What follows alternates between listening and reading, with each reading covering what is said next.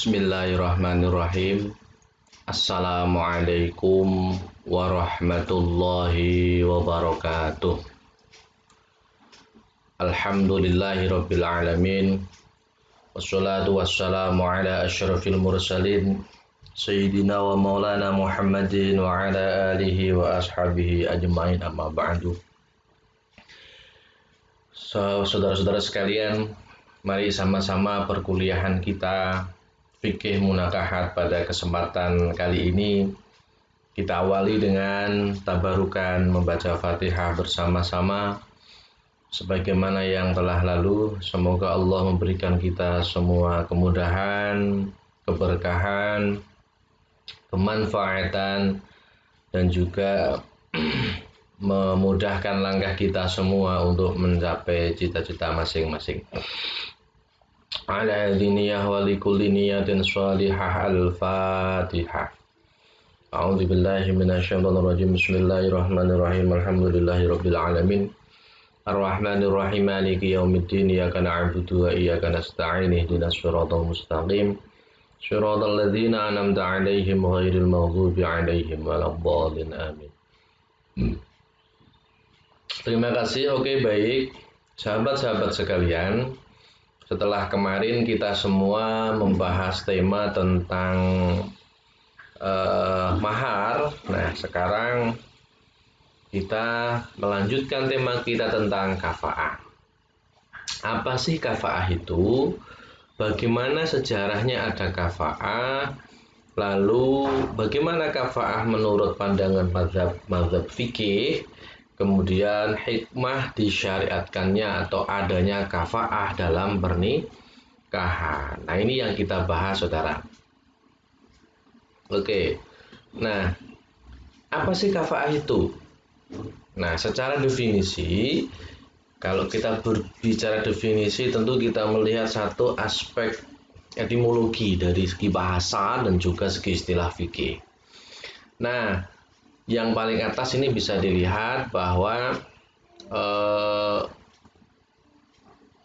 yang paling bisa dilihat kafa'ah secara etimologi itu bahasa merupakan isim masdar dari kafa'a yukafi'u mukafa'an kafa'ah, yang kalimat-kalimat ini mempunyai makna al-musawah atau dimaknai sepadan, seimbang, atau mumasalah atau an-nadhir, sebanding, sederajat, dan seakar dengan kata kafa yakfikuf. Nah, itu secara definisi. Intinya bahwa kafa secara bahasa itu ya sejajar, semisal, sama. Nah, kira-kira begitu. Definisi yang bahasa Arab ini kita lihat, ini saya kutip dari Fiqhul Islam wa Adillatuhu Wahbah Zuhairi juz 7. Al-kafa'atu lughatan, kafa'ah secara bahasa, al-mumatsalatu wal musawatu. Kafa'ah secara bahasa adalah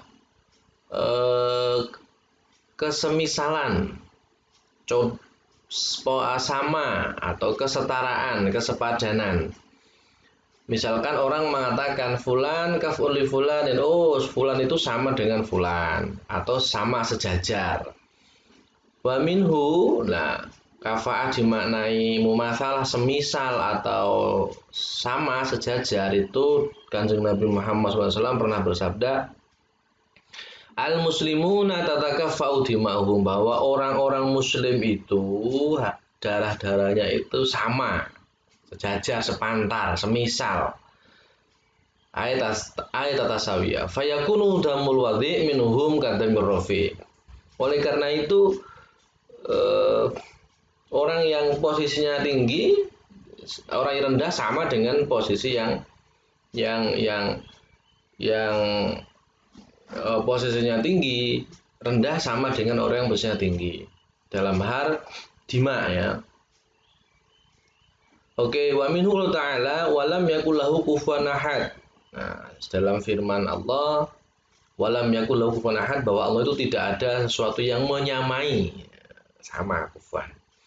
Itu kafa'ah dalam bahasa. Sekarang kalau kafa'ah di dalam istilah fikih seperti apa, Pak? Nah, ini Wa fi istilahil fuqaha, kafa'ah dalam menurut pandangan istilah ahli fikih, al-mumatsalah satu baina zaujaini daf'an lil 'ari fi umurin makhsusatin. Jadi kesepadanan, kesamaan antara suami istri dengan tujuan menghindari cacat atau kerusakan dalam hal-hal tertentu. Nah, itu kafa'ah. Kafa'ah ini menurut Malikiyah kesepadanan yang dihitung, yang diperhitungkan kesetaraan itu adalah agama, kemudian nasab, sifat kemerdekaan, dan pekerjaan. Al-hirfah atau sina'ah. Kemudian Al-Hanafiyah menambahkan dan Hanabilah menambahkan tidak hanya itu, tetapi juga al-yasar, al-mal atau al-mal. Jadi dalam pemandangan ulama fikih yang disebut kafa'ah itu adalah kesetaraan antara suami dan istri dalam hal apa? Dalam hal yang di bawah ini yang menurut ulama-ulama Malikiyah, Hanifiyah, Hanabilah. Kenapa harus setara? Daf'an lil 'ari fi umuri makhsusa, untuk menghindarkan cacat atau problem atau kerusakan terhadap atau dalam persoalan-persoalan tertentu. Nah, ini definisi. Berikutnya saudara, ini juga ada definisi yang saya kutip dari Fikih Sunnah karya Said Sabiq. Beliau mengatakan al-maqsudu biha fi babiz zawat. Yang dimaksud dengan kafa'ah dalam bab pernikahan ayyakuna zawju kuf'an li zaujatihi. Ayyakuna yen to ana sapa zawju zaut kuf'an iku padha sepantar li zaujatihi maring bojo wadone zauj. Jadi yang disebut kafa'ah ini adanya kesetaraan antara seorang suami dan seorang istri. Lah maksudnya setara dalam hal apa? Nah kan gitu pertanyaannya. Ai musawiyan laha fil manzilatin wa nadhiran laha fil markazil istima'i al musawil khalqi wal mal. Jadi yang dimaksud adalah adanya kesepadanan, kesetaraan antara suami dan istri setingkat dalam hal fil manzilah, dalam kedudukannya sama, dan sebanding wa nadhiran laha fil markazil istima'i, sebanding dalam status sosial, wal musawil khalqil mali, dan tingkat akhlak, harta dan kekayaan. Jadi kalau saya samping ini ada tambahan kesepadanan antara seorang suami dan seorang istri dalam hal apa? Dalam hal ini kedudukan, status sosial, tingkat akhlak, harta dan kekayaan. Nah, ini yang dimaksud saya samping kafa'ah. Nah, sehingga dengan demikian saudara, kafa'ah ini bisa diartikan kesetaraan yang perlu dimiliki oleh calon suami dan calon istri agar dihasilkan keserasian hubungan suami istri secara mantap dalam rangka menghindarkan celah dalam permasalahan tertentu. Jadi, kalau kita melihat definisi ini, kafa'ah ini memang untuk menjaga kestabilan dalam keluarga nantinya ketika terjadi perkawinan. Kalau antara suami dan istri ini sama, equal. Cuma nanti diperdebatkan equalnya dalam hal apa Pak Ali? Nah, nanti equalnya itu bisa dalam hal berbagai macam menurut mazhab nanti yang akan kita bicarakan di belakang. Oke, baik. Nah, kalau kita berbicara fikih itu ya, sebagaimana tema-tema yang lalu, setiap pembahasan ada dasar hukum yang harus kita sampaikan baik dari Quran, hadis maupun ijma'. Nah, yang pertama kalau kita berbicara kafa'ah ada beberapa ayat yang secara eksplisit mengisyaratkan adanya kafa'ah. Memang secara jelas, secara nas yang jelas itu tidak mensyariatkan kafa'ah dalam Al-Quran, tetapi ada beberapa nas yang ketika difahami bisa mengisyaratkan adanya kesetaraan. Kan begitu. Nah, ini yang pertama. Wala tunkihul musyrikati hatta yu'min wal amatu mu'minatun khairun min musyrikah walau ajabatkum. Wala tunkihul musyrikina hatta yu'minu wal 'abdu mu'minun khairun min musyrik walau ajabakum ulaika yad'una ilan nar. Allah yad'u ilal jannati wal maghfirati bidznih wa yubayyinu ayatil nasi la'allahum yatadzakkarun. Ini ayat ini berbicara tentang bahwa Allah melarang, janganlah kalian laki-laki menikahi perempuan-perempuan musyrik sehingga perempuan-perempuan musyrik itu beriman. Budak perempuan yang mukmin itu jauh lebih baik buat kalian daripada perempuan musyrik meskipun itu menarik hatimu. Perempuan-perempuan musyrik janganlah kamu menikahi laki-laki musyrik sehingga mereka beriman. Budak laki-laki yang beriman jauh lebih baik bagimu daripada laki-laki musyrik meskipun mereka itu menarik hatimu, membuat kamu jatuh cinta. Karena mereka-mereka itu yang kalau musyrik kamu nikahi akan mengajak kamu kepada neraka. Allah yad'ul jannah, padahal Allah mengajak kamu semua ke masuk surga dan ampunan atas izin Allah. Jadi intinya dalam ayat pertama ini apa? Bahwa orang mukmin harus menikah dengan orang mukmin, orang Islam harus menikah dengan orang Islam. Kira-kira begitu. Ini kan equal, sama kedudukan dan keadaan. Kondisi bahasanya. Orang musyrik nggak boleh dinikahi. Nah itu. Yang kedua adalah azani la yankihu illa zaniyatan aw musyrik wa zaniyatu la yankihu illa zanin aw musyrik wa harima dzalika al mu'minin. Laki-laki pezina itu tidak boleh menikah kecuali dengan perempuan pezina. Perempuan musyrik pezina tidak boleh dinikahi keduanya kecuali dengan laki-laki pezina atau laki-laki musyrik. Dan itu semua diharamkan kepada atas orang-orang mukmin. Dua ayat ini mengisyaratkan saudara, nek wong apik ya untuk apik. Kira-kira begitu loh ya bahasanya. Terjemahan bebasnya. Lah orang akhlaknya baik ya semestinya toh orang dapat akhlaknya baik. Nah, kira-kira begitu. Yang ketiga adalah hadis tentang kriteria jodoh. Tungkahul mar'atul liarba'in, bahwa perempuan dinikahi karena 4 hal. Hartanya, nasabnya, cantiknya, agamanya. Tetapi dari kriteria-kriteria itu ketika mencari kesepadanan, fadfar bidzatid taribat yada. Yang diprioritaskan adalah agama. Maka misalkan si laki-laki kaya, si perempuan tidak kaya, agamanya bagus yuk dianggap sesuai. Nah gitu kira-kira.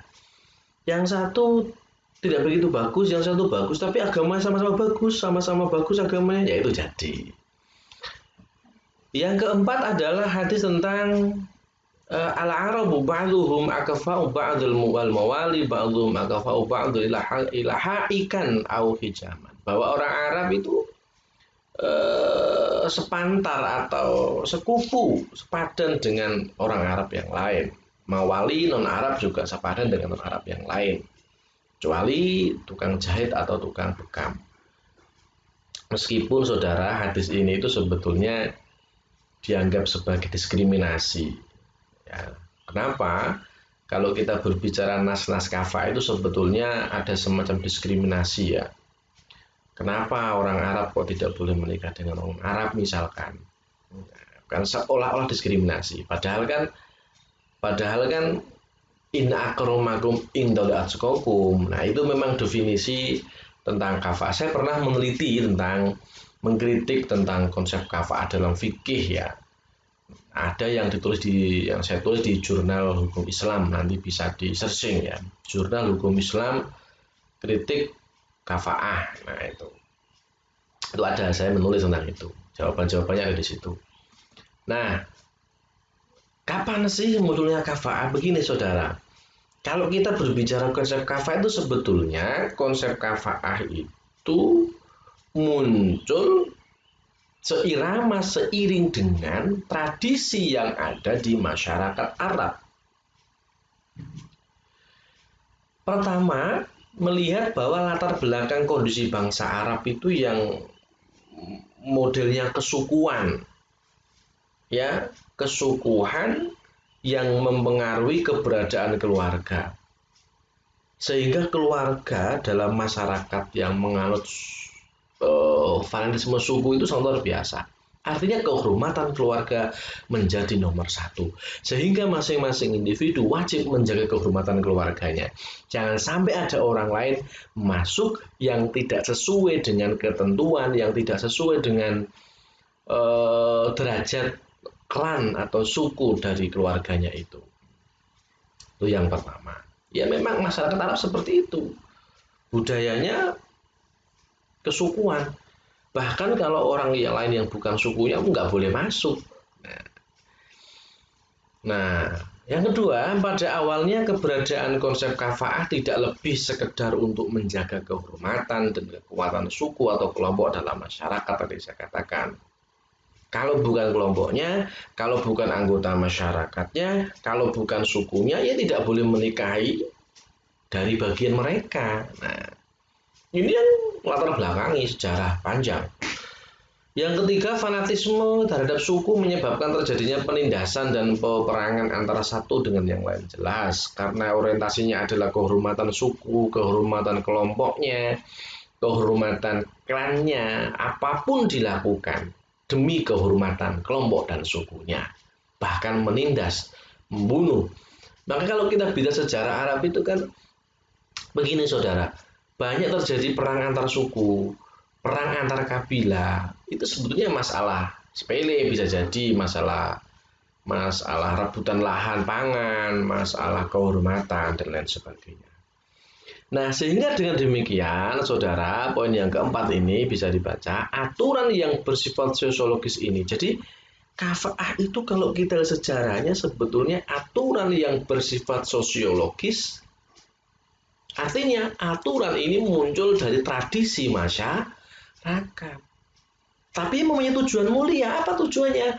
Bertujuan untuk menghindari celah atau cacat terhadap istri dan keluarga. Keluarga istri akibat masuknya laki-laki ke dalam ikatan perkawinan dan kekeluargaan istri.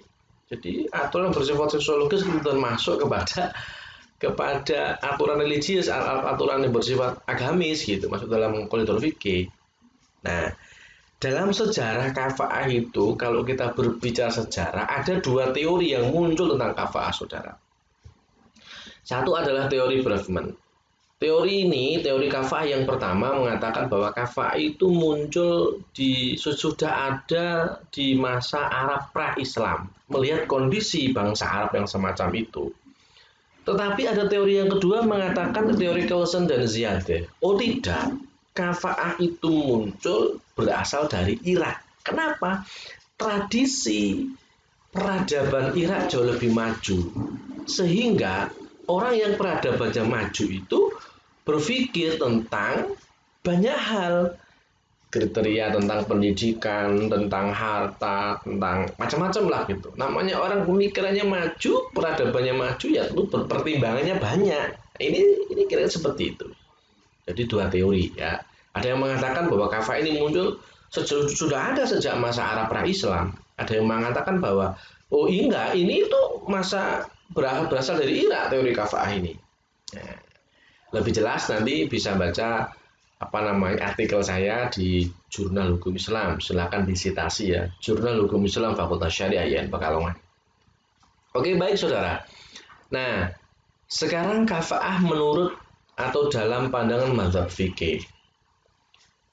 Karena kafaah ini tadi bersifat sosiologis, bahkan tidak ada nas yang spesifik membahas secara kafaah, maka ulama pun menginterpretasikan, memahami kafaah itu dengan berbagai macam definisi.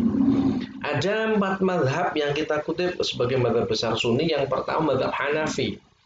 Menurut mazhab Hanafi, kafaah itu dipandang sejajar kalau memiliki 6 kriteria.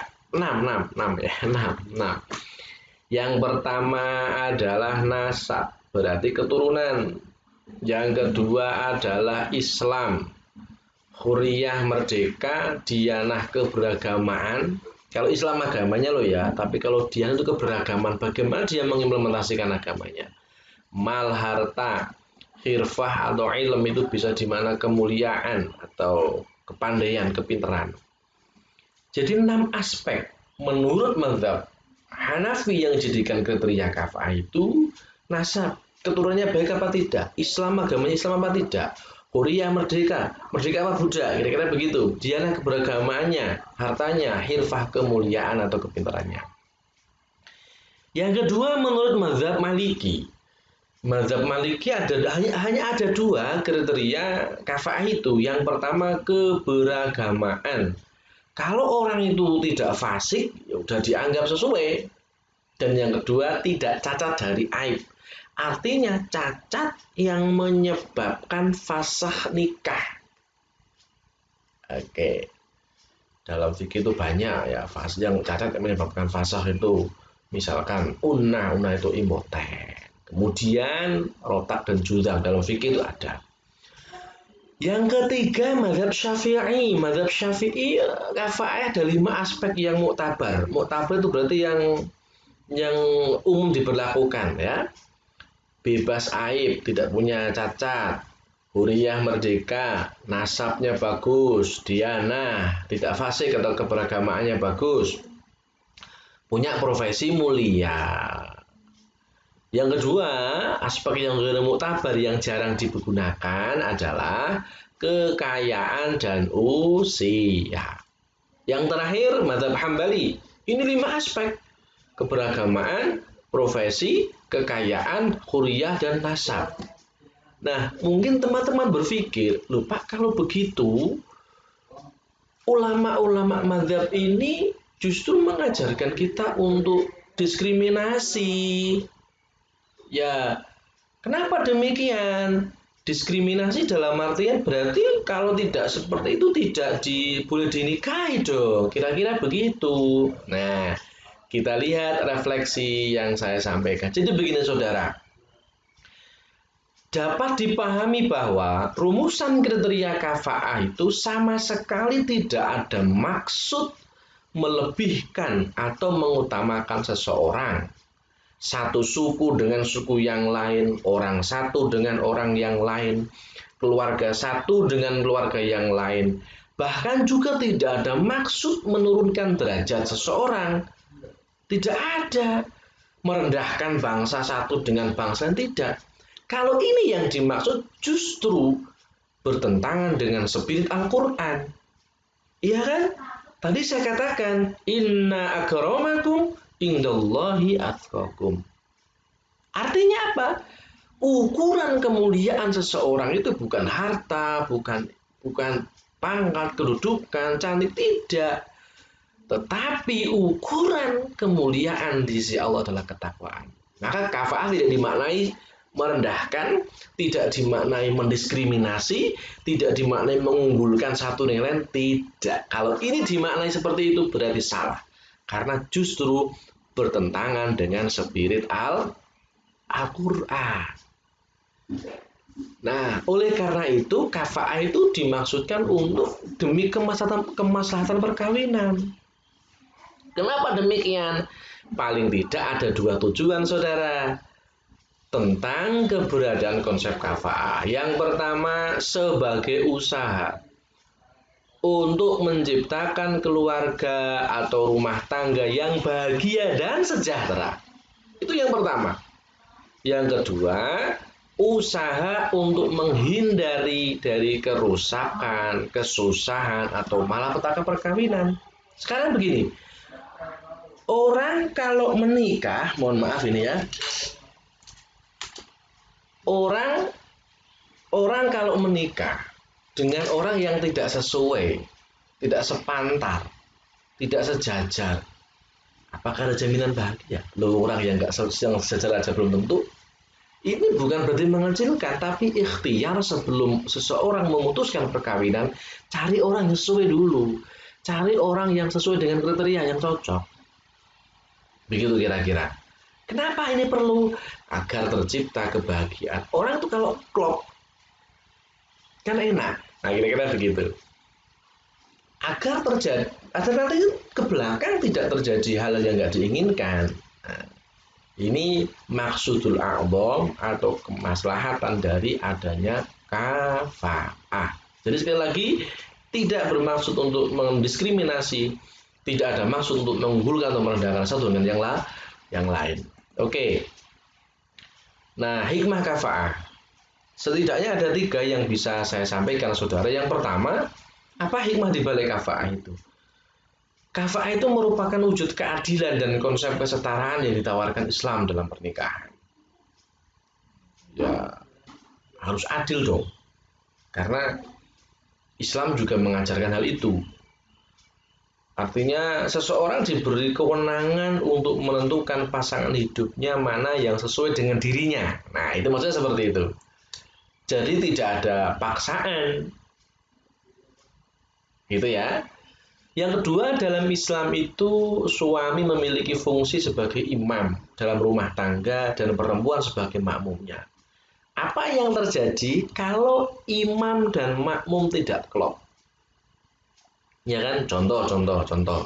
Orang sholat, imamnya sudah takbir, tapi makmumnya merasa nggak cocok sehingga tidak mau ikut. Kan nggak terjadi jamaah. Jamaah nggak akan mungkin terjadi. Begitu juga berkeluarga. Kalau antara suami dan istri tidak klop, ya nggak akan jalan keluarga itu. Maka penting sekali kafa'ah itu. Yang ketiga, naik atau turunnya derajat seseorang istri sangat ditentukan oleh derajat suami. Kemuliaan istri itu bisa jadi sebab kemuliaan suaminya. Begitu juga sebaliknya. Oleh karena itu memiliki pasangan yang mulia, memilih pasangan yang mulia, yang baik, akhlaknya baik itu sangat penting. Oke, itu hikmah dari kafa'ah ya. Sebagai wujud tawaran keadilan dan kesesuaian, kesetaraan dalam Islam. Kemudian menyeimbangkan keluarga, kemudian memuliakan keluarga. Kira-kira begitu ya garis besarnya. Oke, yang terakhir ini adalah eksistensi kafa'ah dalam fikih Indonesia. Pak, apakah kafa'ah yang diberlakukan Pak dalam fikih Indonesia? Kalau melihat kondisi masyarakat kita, ya yang notabene-nya masih menganut tradisi yang berkembang di masyarakat, jadi memang perlu adanya sikap bijak dalam menempatkan kafa'ah secara proporsional. Artinya apa? Kafa'ah bisa ditolerir ketika dijadikan salah satu wahana untuk mencari kecocokan antara calon suami dan istri. Agar apa? Agar mereka berdua nanti bisa bekerja sama dalam membangun rumah tangga, menciptakan kebahagiaan yang merupakan tujuan dari perkawinan itu.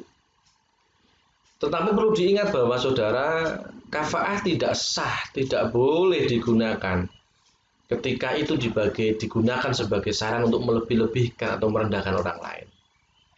Nah, yang terjadi adalah di masyarakat kita, terkadang begini saudara, saya nggak tahu itu pola pikirnya atau mungkin saya mohon maaf, biasa jadi. Di suatu tempat itu, misalkan desa A tidak boleh menikah dengan desa B. Itu ada. Atau orang yang kelahirannya di hari tertentu, misalkan Rebu Pon, itu tidak boleh menikah dengan Selasa Wage misalkan. Ini dalam fikih tidak diatur seperti itu. Nah, saya kira kalau ini digunakan sebagai acuan untuk melarang adanya pernikahan, jelas dilarang, tidak boleh. Apalagi dengan maksud merendahkan. Misalnya si A orang miskin nggak boleh menikah dengan orang kaya dengan maksud merendahkan, mengunggulkan satu dengan lain tidak boleh. Ya, tidak boleh dilakukan. Meskipun juga sah pernikahannya kalau memenuhi rukun syaratnya, kan syarat rukunnya. Nah, yang kedua, meniadakan kafa'ah pun juga bukan solusi terbaik. Kenapa? Terus pokoknya waton nikah, ya tidak seperti itu. Karena kalau tidak